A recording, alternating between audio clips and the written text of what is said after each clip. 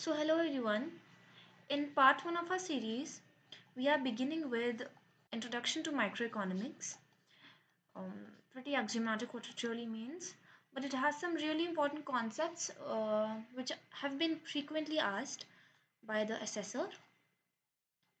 So, without wasting any time, let's begin with topic number 1, which says a simple economy. Now, a simple economy में it is trying to give us a brief overview कि कैसे कि एक normal आपका घर भी एक छोटी सी इकोनॉमी है.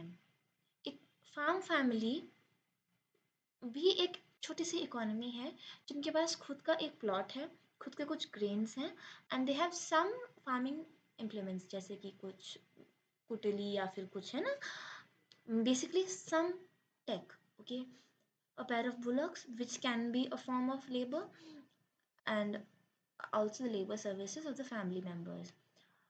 Why this is relevant here is जब हम ना ये बोलते हैं ना तो you should know कि जो some service by the family labor is ये ना हमारा disguised labor का एक form है. Okay, since it is a form of disguised labor, so just remember कि मतलब एग्रीकल्चर में when we are employing a family it's a form of disguise labour. पहली बात. दूसरी बात, अ फैमिली फार्म में ओन अपना ये जो भी बात हो रही है ये नीचे पीछे पे जो कंटिन्यू हुई है. A family farm can produce corn, use a part of produce for consumption and procure clothing with the rest of them.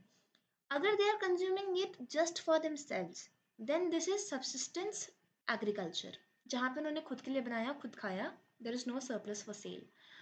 अगर वो थोड़ा सा खा रहे हैं और रिमाइंडर उन्होंने इतना बनाया है कि वो मार्केट में भी बेच रहे हैं, that is a sort of commercial agriculture. Okay okay. The family can produce corn, use part of produce for consumption purpose, and procure clothing, housing, and various services in exchange for the rest of the produce. अब one thing that we need to keep in mind is पहले के ज़माने में economics was not money. It was mostly around barter system. तो यहाँ पे what it really means to say is कि exchange for the rest of the produce मतलब कि ठीक है, हड़प्पा या इंदस वैली के टाइम पे उन्होंने उगाया और उन्होंने वो बोला कि आपको हमारा ये सामान चाहिए तो आप ये ले लो और हम आपका ये ले लेते हैं. ठीक है, that is the pure exchange that would happen. आज की तारीख में एक्सचेंज का medium is money, right? Now apart from this, it means by goods we mean physical tangible objects used to satisfy people's wants and need. Now what do we really mean by the term tangible objects? Okay, tangible objects का मतलब है जिसको हम छू सकते हैं, जैसे chair, जैसे कि थाली, जैसे कि खाना. ठीक है, the term goods should be contrasted with the term services, which captures the intangible satisfaction of wants and needs. Services का are intangible. Intangible का मतलब है जिसको हम छू नहीं सकते हैं. ठीक है, तो सर्विस कैन बी लाइक आप जैसे मेरी वीडियो देख रहे हो तो आप मेरी वीडियो को छू तो नहीं सकते हो ना, because it is a service. अब आप बोलोगे हम स्क्रीन को टच कर सकते हैं, but what you are really touching is the hardware which is again a tangible item. ठीक है, like somebody giving care to you, the older in a house, to the young children which are in the house, you cannot touch their care, so that is a thing which is intangible. Okay, and tangible items are जिसको हम छू सकते हैं. Just keep this in mind. Now there has been this one instance clearly asked questions directly from here, from this line, and which is consider the investment in the following assets: brand recognition, inventory, intellectual property, mailing list of clients. How many of the above are considered intangible investments? अगर हमको सीधा समझ आए intangible का मतलब, we can easily like go through this question and understand it कि brand recognition is not something which we can touch, तो ये तो clearly intangible हो गया.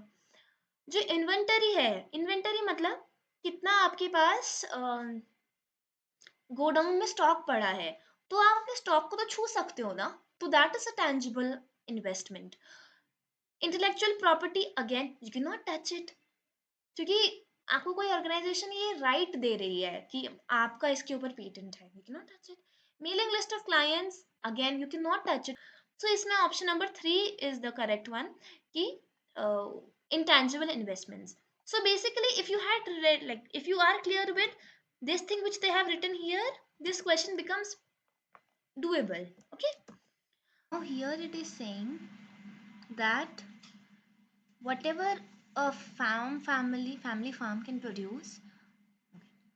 Now here it is saying that whatever a family farm can produce, it is limited by the amount of resource. Okay, the amount of corn it has to produce, it is limited. As a result, family is forced to make a choice between different goods that are available. It can have more than goods, and by giving up some amount of other good which is there.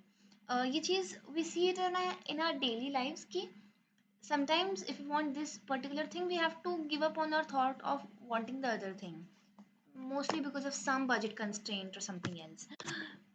For example, if the family wants a bigger house, it must give up the idea of having a few more acres of arable land. Okay, pretty much understandable.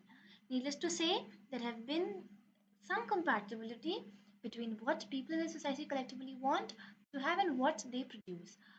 ये बोल रहा है कि एक demand supply का force है which makes it compatible for the society on whole to maintain some sort of a equilibrium.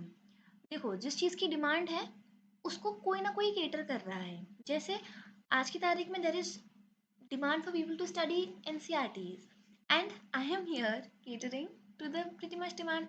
So I am working as a supplier. Okay, so there is some compatibility which is there between you as a viewers and me as a orator. Okay, now here we see any allocation of resource of a society would result in production of a particular combination of different goods and services.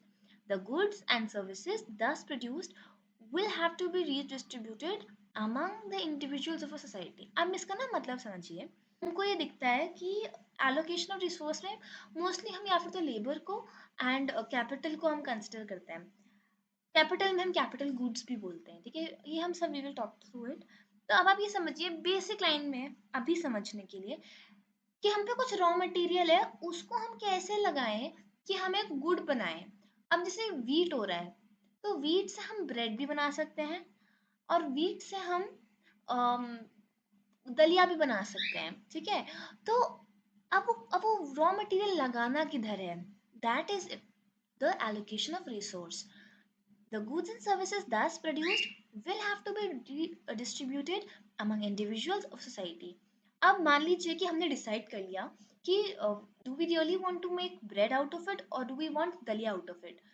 Once we are done with all of this, the goods and services thus produced will have to be distributed among individuals. अब वो किसको बटेगा और वो कैसे बटेगा, किस price में बटेगा. तो distribution of final mix of goods and services ही है जिसकी हम बात कर रहे हैं. Are the two basic economic problems faced by the society. Overall ये बोल रहा है कि क्या बनाना है विद द लिमिटेड रिसोर्स और कैसे उसको बांटना है.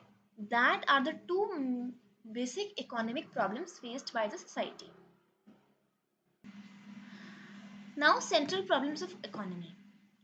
Every society has to face scarcity of resource, and it is the scarcity of resources that gives rise to the problem of choice.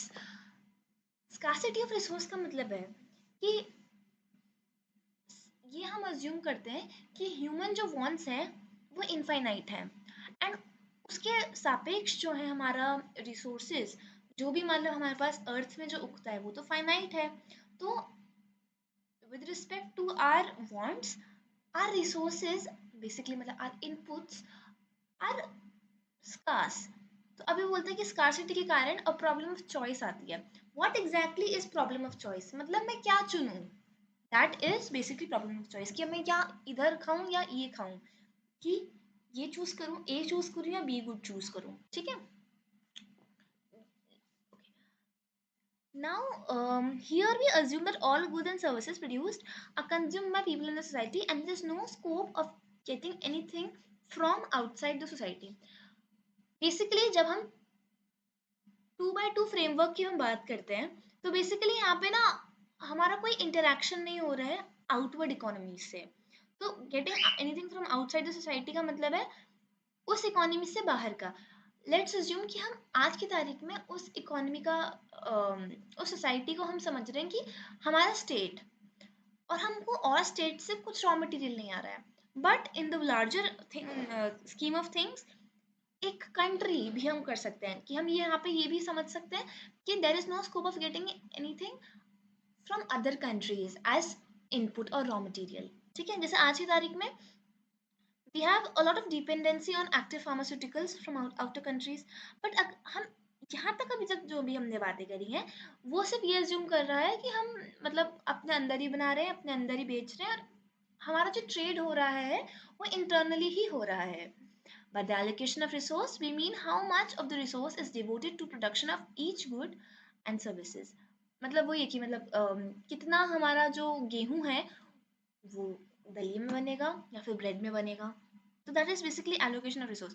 अच्छा, apart from this, speaking literally economic jargons, allocation of resource का मतलब है कितना amount of हमारा labour इधर पे use होगा और कितनी कैपिटल इधर यूज होगी, वर्सेस कितना हमारा लिमिटेड लेबर कमोडिटी बी में यूज होगा। ठीक है, ओके, क्योंकि देखिए लेबर भी हमारे पास फाइनाइट ही है। आज की तारीख में India is suffering from a problem of excess labour. तो हमको लग रहा है कि लेबर तो बहुत ज़्यादा है, कहीं भी लगा लो, लेकिन if you see it just in contrast to the European countries outside, तो हमको समझ आता है नहीं, labour is also pretty much scarce. And क्योंकि वहाँ पे लेबर कॉस्ट बहुत हाई हैं, जस्ट लाइक यहाँ पे कैपिटल गुड्स की बहुत हाई कॉस्ट है। कैपिटल गुड्स का मतलब ये होता है कि जो भी हम मशीन्स यूज कर रहे हैं जो कि इंटरमीडिएट गुड्स को मतलब फाइनल गुड्स तक बनाने में मदद करती है। ठीक है, नाउ सो ये यही बोल रहा है कि there are the certain problems जो हर इकोनॉमी में रहती हैं, which are what to produce and what quantity, how to produce मतलब कि which kind of technology should we use capital intensive technology और should we use labour intensive technology, and किसके लिए बनाना है ये सब गुड्स। ठीक है, now why have I highlighted food and other items is because these are what we call necessary goods। necessity goods वो होते हैं जिनके बिना हमारा काम नहीं चल सकता है। these goods have a demand curve which is inelastic, relatively inelastic। मतलब अगर इनका प्राइस ऊपर नीचे भी होगा तो हम इसकी क्वांटिटी में ज़्यादा बदलाव नहीं ला पाएंगे, क्योंकि इनके बिना हमारा नहीं चल पाएगा। Which is not the case in case of luxury goods। luxury goods हुए जैसे gold, diamond, all of these are luxuries। necessary goods हुए जैसे खाना पीना, है ना। अगर राइस का रेट बहुत ज़्यादा बढ़ जाता है तो हम थोड़ा ही कम कर पाएंगे, हम कट नहीं कर पाते उसको, right. Okay, so these are the things, the allocation of scarce resource and distribution of final resource are the central problems, same as it had said above. Now we come to the most important part, which is production possibility frontier. This we will cover in the next video. So the part 2 of the video is going to be totally on production possibility frontiers.